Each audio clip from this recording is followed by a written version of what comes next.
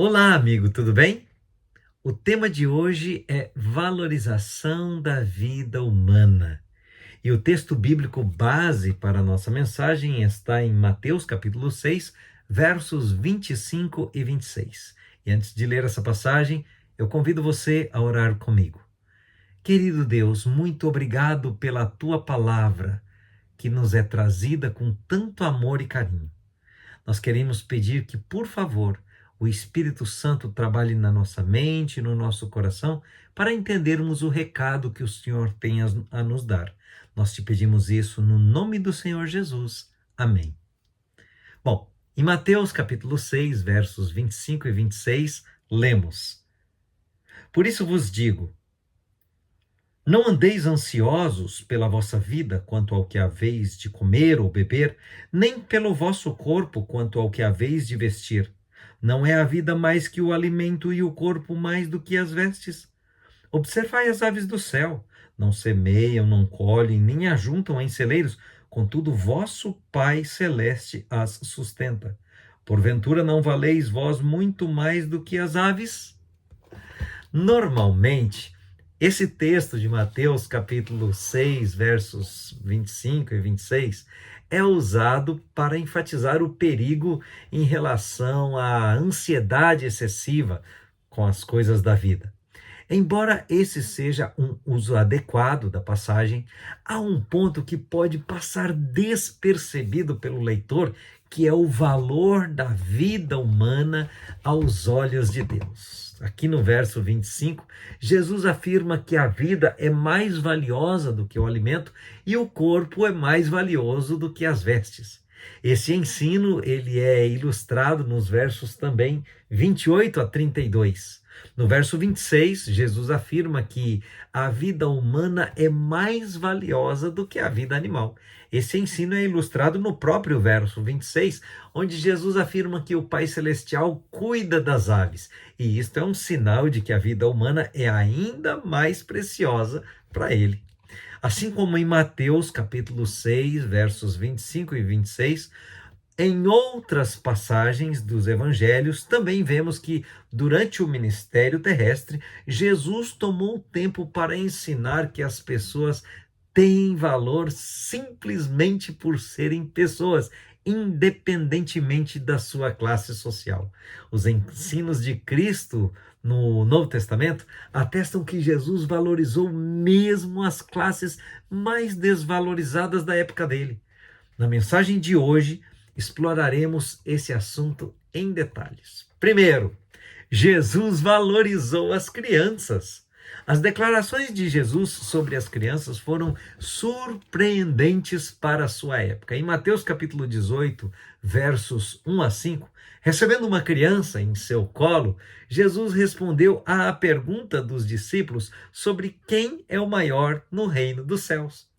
Ao dizer que os discípulos deviam tornar-se como crianças, Jesus enalteceu o valor delas. Eles deveriam ser tão dependentes de Deus quanto uma criança é dependente dos cuidados dos seus pais. Mais surpreendente ainda é o fato de que Jesus se identificou com a criança que estava em seu colo ao dizer: Quem receber uma criança, tal como esta, em meu nome, a mim me recebe. Ao mesmo tempo que essa passagem nos mostra o valor de uma criança aos olhos de Deus, ela também lembra que uma criança precisa dos cuidados dos pais. Aliás, lembra da responsabilidade dos pais quanto ao cuidado e à atenção de que uma criança precisa. A ação e o discurso de Jesus nessa passagem são surpreendentes pelo fato de que as crianças não desfrutavam de nenhum status no mundo antigo. Pior que isso, para um bebê era perigoso ser concebido na Roma ou na Grécia antigas. Naquele tempo, o aborto era desenfreado. O abandono era praticado normalmente. Era comum que os bebês fracos ou mesmo indesejados fossem levados à floresta ou à encosta da montanha para serem devorados por animais, para morrer de fome, ou para serem apanhados por algum estranho que vagasse pela noite, que usasse para qualquer fim pervertido que quisesse. Os pais abandonavam praticamente todos os bebês deformados. Muitos pais abandonavam seus bebês simplesmente por causa da pobreza. Em Mateus 19, versos 13 a 15, encontramos uma outra surpreendente declaração. Deixai vir a mim os pequeninos, não os embaraceis de vir, porque dos tais é o reino dos céus. No verso 13 do capítulo 19 de Mateus, somos informados de que os discípulos repreenderam aqueles que estavam trazendo crianças para que Jesus as abençoasse. A Bíblia não menciona a razão para os discípulos agirem daquela forma, porém, seguramente o fizeram porque pensavam que tomar tempo para abençoar crianças era algo trivial e, portanto, não merecia a atenção de Jesus. O comentário de Jesus no verso 14 de Mateus 19 mostra que os discípulos estavam errados em sua forma de pensar. De forma branda, as palavras de Jesus soam como uma repreensão aos discípulos. As palavras dos tais é o reino dos céus retomam a ideia transmitida em Mateus 18, 3 e 4. Essa preocupação de Jesus com as crianças é um lembrete sobre como não apenas os pais, mas todos nós devemos tratar os pequeninos. 2. Jesus valorizou as mulheres. Homens judeus, na época de Jesus, costumavam fazer uma oração diária na qual agradeciam a Deus por não terem nascido como gentios, não terem nascido como escravos e não terem nascido como mulheres. Portanto, a atitude de Jesus em relação às mulheres é algo absolutamente radical para a época dele. Um importante dicionário bíblico relata que, abre aspas, as mulheres não podiam compor o quórum que constituía uma sinagoga. Não se podia contar com elas para recitar o Shema diário ou fazer peregrinações para Jerusalém para as festas principais. Nem há exemplos conhecidos de mulheres lendo a Torá na sinagoga na época de Jesus. Além disso, não há nenhuma evidência de que, antes do ministério de Jesus, as mulheres judias pudessem ser discípulas de um grande professor, muito menos viajar com tal professor ou ensinar alguém além de crianças. Num contexto tão restritivo, a relação de Jesus com as mulheres parece ter sido realmente radical. No mundo greco-romano, as mulheres também eram muito desvalorizadas. Um importante estudioso do Novo Testamento comenta que a Grécia Antiga tinha uma visão tão baixa das mulheres quanto o mais extremo rabino. As mulheres eram vistas como instrumentos a serem usados, em vez de indivíduos a serem valorizados. O propósito delas era duplo: produzir filhos saudáveis, esposas, né? Ou tornar-se instrumentos de prazer, cortesãs. Não havia padrões morais e os homens gregos se envolviam em todos os tipos de perversão sexual. Na verdade, isso era esperado deles. Dentro desse contexto, o que os evangelhos nos mostram sobre a forma como Jesus tratou as mulheres é uma quebra total de paradigma. Mateus 5, 21 a 43. Em Mateus 5, 21 a 43, Jesus enfatiza a fé natural de uma mulher que sofria por muitos anos com uma hemorragia.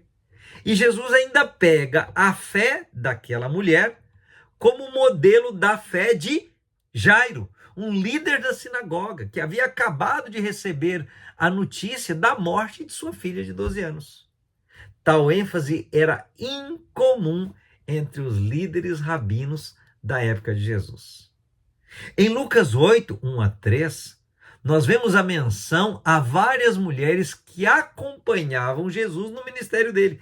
Não somente elas o acompanhavam, como também davam suporte financeiro à missão de Jesus. Então, Lucas 8, 1 a 3 é o único texto nos evangelhos que apresenta um grupo de mulheres como discípulas de Jesus.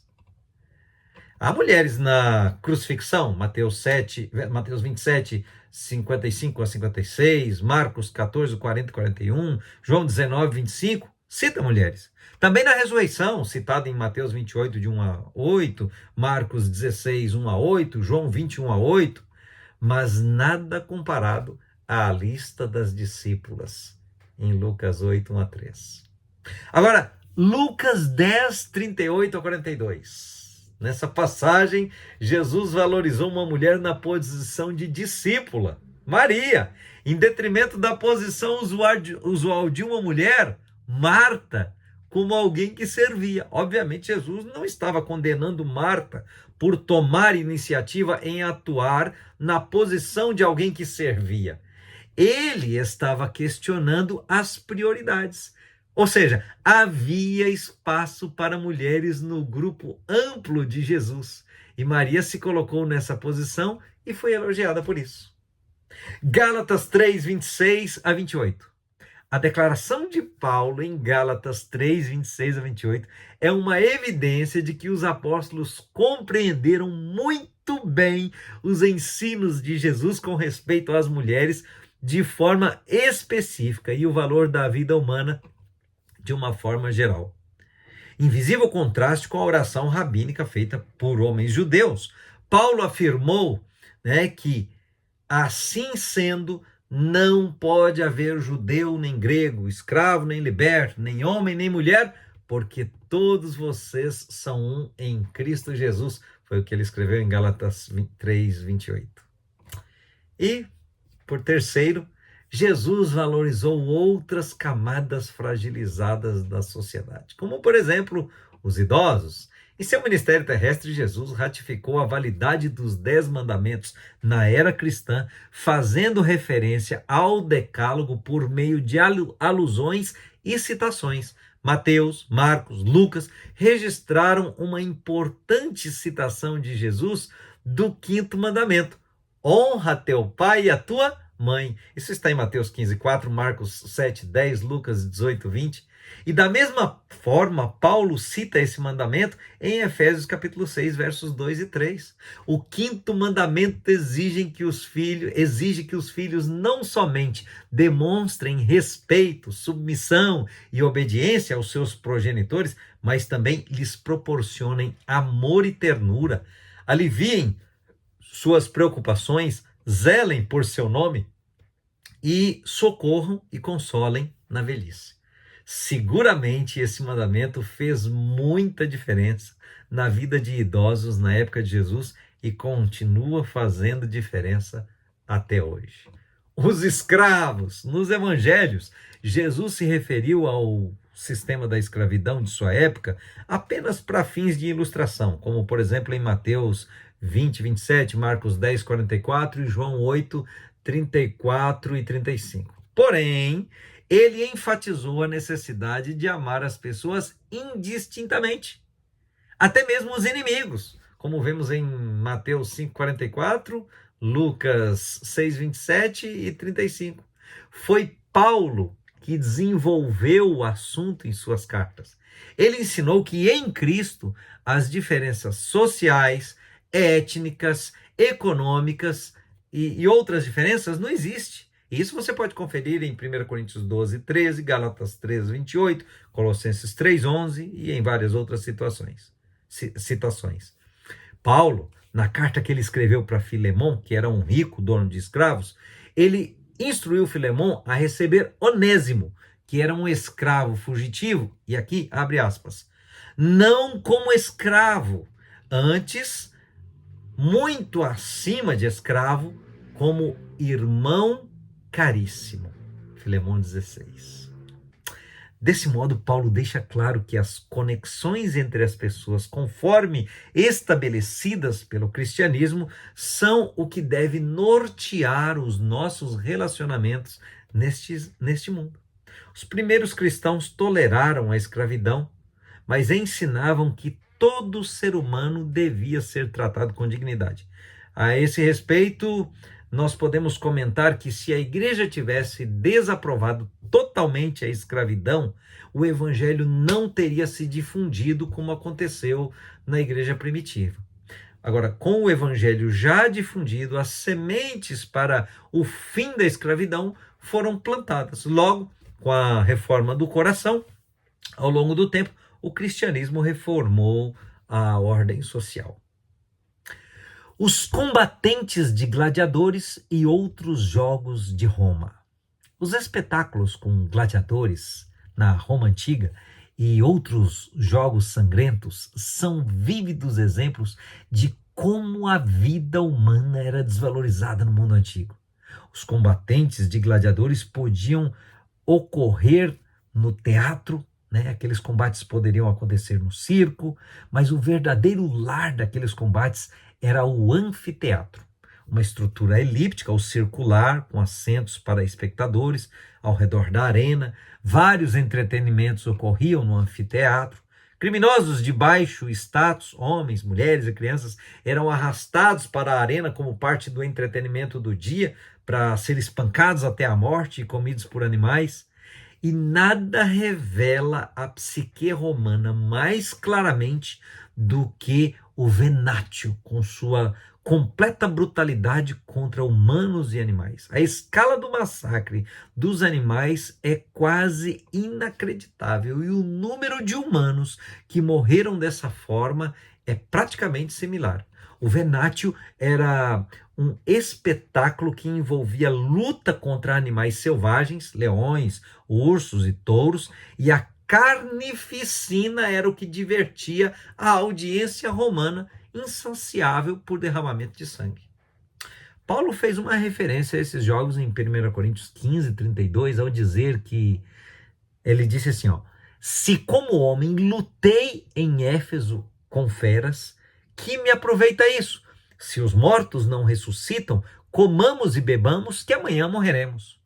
Bom, como não há uma evidência bíblica ou extra-bíblica de que Paulo tenha lutado nesse tipo de espetáculo, é melhor tomar sua afirmação de forma figurativa.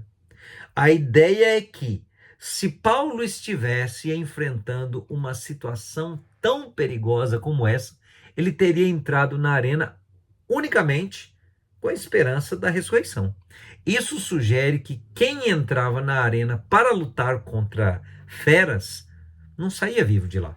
É muito provável que Paulo tenha usado o termo feras para referir-se metaforicamente aos inimigos do evangelho que se opuseram a ele em Éfeso. Você pode conferir isso em Atos 19, 23 a 41.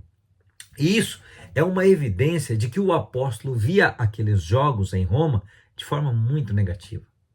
A história nos dá evidência de que quando o cristianismo começou a se disseminar no Império Romano, os torneios de gladiadores praticamente cessaram. Então, meu querido, nós podemos concluir que quando alguém diz que Jesus dividiu a história em duas metades, isso não se trata de mero clichê.